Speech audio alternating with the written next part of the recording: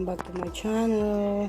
Gawa po tayo ng sushi. Alam mo po, napakahirap pong gumawa nito. Pero may kuko yung tutorial na ako.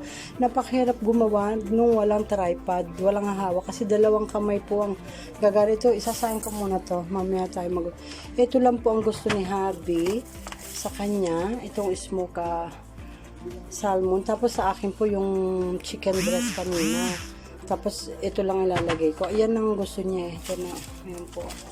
Meron pa ditong rice na ano. Tsaka yung wasabi. Saan ba yung wasabi ko? Ayun yung ay, huwag na nga. Tama na to. Tatlo kami lang naman. Kasi kailangan flat po yun. Hindi mataba yung kanin. Ayan. Tingnan natin mamaya. Ito guys. Tapos na palalamigin natin. Pagka malamig na, natin lalagyan itong rice vinegar. Lagyan din natin siya ng pagtapos ng caviar. Tsaka ito, yan.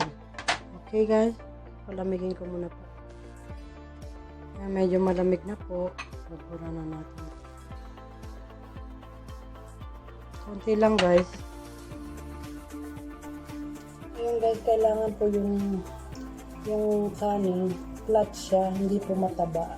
Flat na flat po siya. Kaya sobrang flat po siya. Ayan. Kasi pag bilog mo yan, tataba.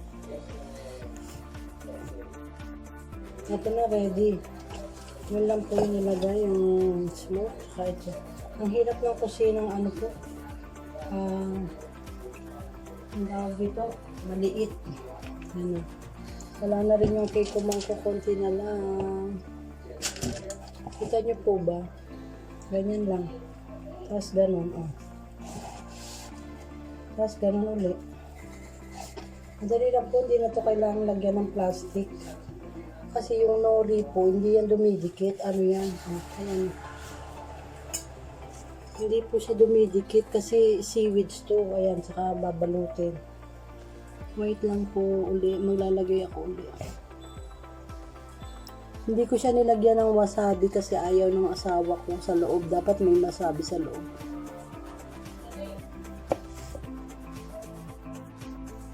So, yan na guys. Lagyan natin ng caviar. Ito na yung smoked salmon. Yung pala yung nori. Ang paglagay po ng nori, dito yung kanin sa magaspang. Sa labas yung ano. Salamat po. Thank you for watching. Yan kay Habi na. Kaya na si Habi.